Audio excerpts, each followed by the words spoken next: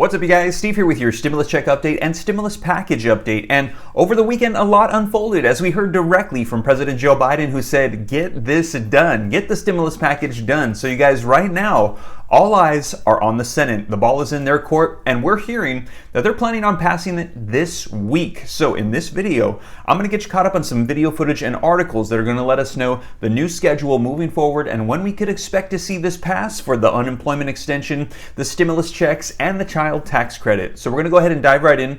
I'm going to get you caught up on the latest as of today, March the 1st. Happy first day of the month. Can't believe we're already in March. But before we dive in, if you could do me a quick favor, it'll just take a second. If you like and appreciate these video updates, be sure to smash the like button. I would appreciate it. It helps out the channel. Like button, comments, and sharing these videos out. It helps out my channel. Thank you so much. And if this is your first time here and you're not already a part of the viewing community here, the Ram fam, and you like to stay up to date on stimulus, unemployment, the economy, anything happening with Congress or the news or money, be sure to smash the subscribe button, turn on the notification bell, and also be sure to follow me on Instagram as well at SteveRam3, because I do my best to respond to as many questions here on YouTube as I can, but there's a lot, so I don't get to them all. But Instagram is also a great way to get a hold of me as well. And also remember, here on YouTube, when I respond to your comment, you're going to see a gray stripe on the name. If you don't see that, please use caution, because there's a lot of scammers posing as me trying to steal your information. Remember, I'm never giving out random phone numbers in the comments or trying to sell you Bitcoin, so keep an eye out for that. But you guys, let's go ahead and dive into the latest regarding stimulus as of today. I'm going to get you caught up as to what's going to unfold here with the package in the Senate that they're saying is going to pass this week. So let's go ahead and dive into some video footage. Communications Director Kate Bedingfield. Kate, thank you very much for coming to the Sunday Show. Thanks for having me, Jonathan. All right, the COVID relief bill, it's now headed over to the Senate. What are the prospects of that bill in the Senate? And more specifically, there have been complaints among Republicans in the Senate that the $1 trillion figure price tag is too high. Is the president ready to deal, maybe come down a little bit off that $1.9 trillion price tag to get it through the Senate for passage?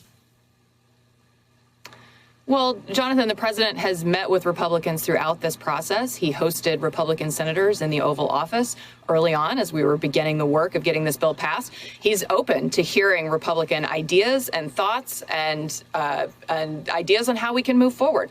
What he's not willing to do is to bring down the magnitude of the package, because he understands that it addresses the crises we're facing. You know, his question would be, which piece of this package do you want to cut? Do you want to cut the direct checks to families who need it the most? Do you want to cut the money to get schools reopened? Do you want to cut the money to get vaccines in the arms of Americans around the country? So he believes that this package is tailored to meet the critical needs that we're facing right now in this moment of crisis in this country, and he's not willing to compromise on the things that we need to get the virus under control and get the economy back on track. And, you know, the latest public polling shows that 76% of Americans agree with him, including a majority of Republicans. So we're looking forward to the bill moving quickly through the Senate. You know, on March 14th, we're going to hit the unemployment insurance cliff, and people who are currently utilizing unemployment insurance are going to see that unemployment insurance disappear if we don't get this bill passed. So there's urgency to moving this bill forward in the Senate. Okay, one thing that happened with the COVID relief bill is that the Senate parliamentarian said that the $15 minimum wage increase had to come out. The president has said, the White House has said, and correct me if I'm wrong, that you're not going to challenge the parliamentarian's decision. But now we have a lot of proposals out there for raising the minimum wage. Senators Wyden and Sanders have a plan to impose tax penalties on corporations of a certain size that don't raise their minimum wage to $15 an hour. What is the White House's position on that particular proposal? Well, the president was disappointed in the outcome from the parliamentarian. He obviously proposed including raising the minimum wage to $15 in the initial package because he wants to see it done. It's something he's supported for a long time. He believes that nobody in this country should work full time and live in poverty. So he wants to see the minimum wage increase to $15. He was disappointed in the parliamentarian's decision, but he respects that process. And you're right. We do not intend to work to try to overrule the parliamentarian. That's a major step. It would in and of itself require 50 votes. So that's not something we're looking at doing. However, we are going to work with the Senate to determine the best way forward on getting a minimum wage increase passed. We'll let the Senate and the Congress work through some of those details, but the president remains committed to getting a $15 minimum wage passed, and we look forward to working with the Congress to do it as quickly as possible. Well, Kate, to that point, there are two proposals now already on the table. You have Senators Mitt Romney and Tom Cotton with a proposal to raise the minimum wage to $10 an hour by 2025 and connecting that to E-Verify. Senator Joe Manchin of West Virginia wants to raise the minimum wage to $11 an hour. Given what you just said, are those two proposals just non-starters for the White House? What I will say is President Biden believes the minimum wage should be $15. He believes that that should be the level across the country. So, I won't get ahead of the process. Obviously, this has to work its way through the Senate, and there will be discussions. There'll be negotiations. This is democracy in action. This is how the process works.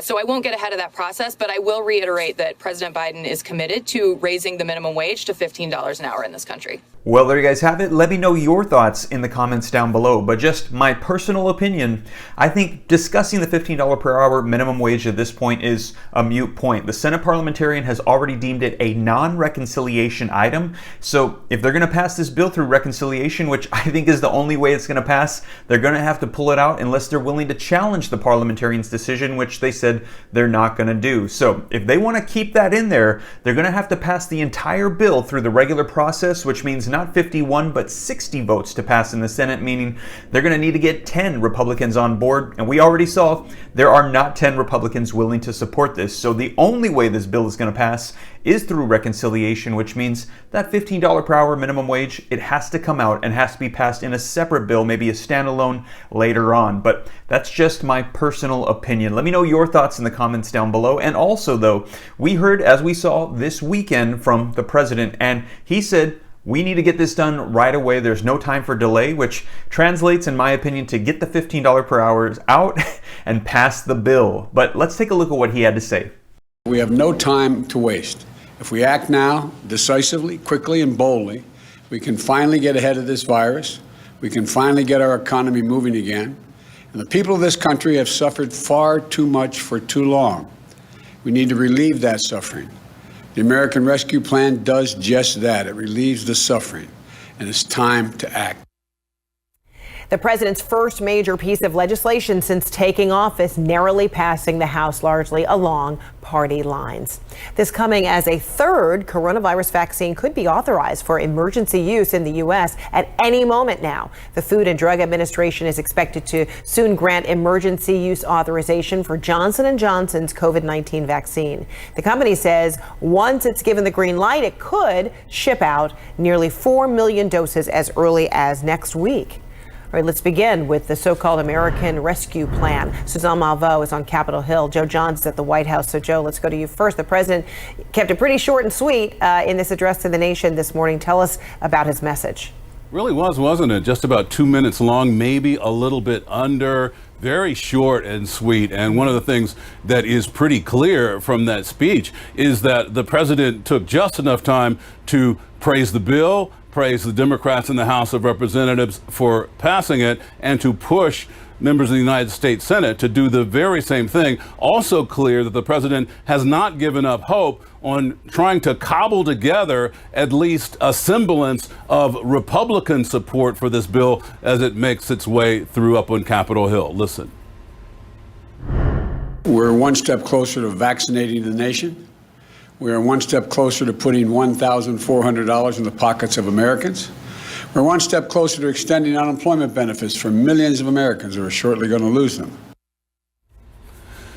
So the president's getting ready now to fly off to Delaware to spend the weekend there, expected to come back on Monday. So what's the point of giving such a short speech? Well, pretty clear from speaking to people here at the White House that what the president is trying to do is bypass the filter of the media and the politics up on Capitol Hill to try to go directly to the people out in the states and the localities who support this bill and say, you should tell your members of Congress to support it if they don't. So there you guys have it. Let me know your thoughts in the comments down below. They said he's still trying to muster some Republican support, but honestly, I feel like reconciliation is probably going to be the only way that this is going to get passed. So, and you heard him say, let's get this done right away. We need to get this taken care of. And I think that translates into pull out that $15 per hour minimum wage and pass this through reconciliation as quickly as possible. Now, let's go ahead and take a look at an article that's letting us know that they want to get this done in the Senate this week. Now, this came out this morning, and the article says,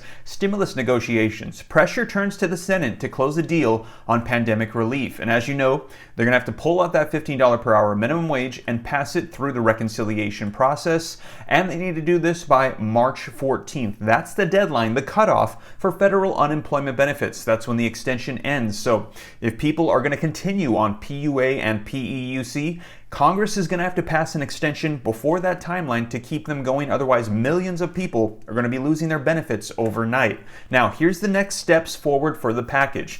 Now, the plan is subject to change, but this is what we're looking at for timing right now. It says Senate Majority Leader Chuck Schumer, a Democrat from New York, he will be bringing the package to the floor as soon as this Wednesday. Now, that version will include the changes suggested by the Senate parliamentarians. So no $15 per hour minimum wage. That begins 20 hours of debate. At the end of the 20 hours of debate, then the Senate will begin the second vote-a-rama. Now, given the nature of that marathon vote, we cannot predict exactly the final passage, but they're guessing it's going to be early Friday morning. The last vote-a-rama ended at 5 a.m. Eastern Standard Time, so it's very likely that we could see some results, some votes in the Senate on Friday. Now, know that here on the channel, I'll be sure to keep you guys up to date as information rolls out about that. And also, if you'd like to get information on the Ways and Means Committee section regarding stimulus checks, unemployment, the child tax credit, all that directly from the bill, be sure to check out this video right here where I cover it in detail directly from the 591-page stimulus package bill. Now, also,